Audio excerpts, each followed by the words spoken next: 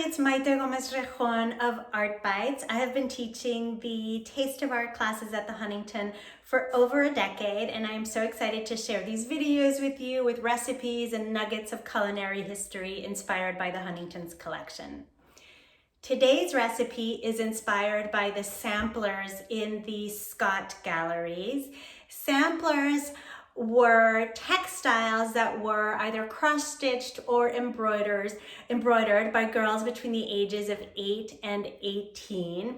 They were prominently displayed in the home, and sewing, reading, and writing were the most important activities that a girl could do with her time. One of my favorite objects in the entire Huntington collection is a sampler made in 1790 by a 9-year-old girl named Eunice Hooper. It's a gorgeous textile. The sky is filled with birds and butterflies. There's a figure reading a book and another figure in a chariot.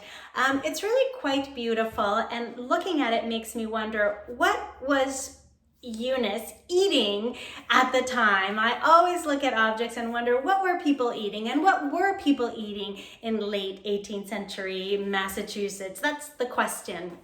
Well, at the time, all cookbooks available in the US were British classics.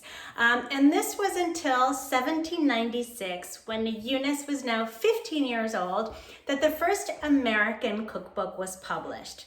Again, 1796, in Hartford, Connecticut, Amelia Simmons publishes American Cookery. Now, American Cookery is essentially a British cookbook, 100%, all of the cooking techniques, most of the recipes, although she starts introducing ingredients that were available and familiar in America.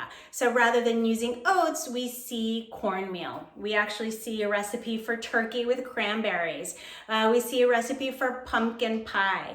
So essentially she's using ingredients that are native to North America, but using them in European English techniques.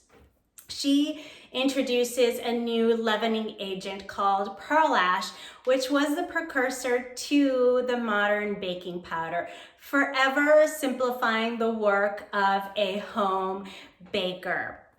We know very little about Amelia Simmons. All we know is that she was an orphan, she was literate, and she was a domestic worker. So all of the recipes that she gives us work. She knew them firsthand, from firsthand knowledge.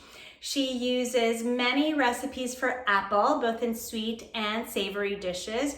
And actually the apple was first introduced into North America in the early 17th century by colonists. And the first apple orchard was planted outside of Boston.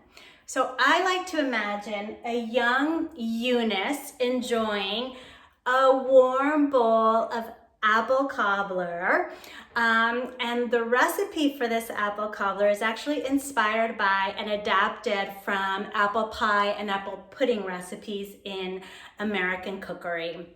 It's made using pantry staples, and the recipe is at artbites.net. Thank you so much for watching. I will see you next time.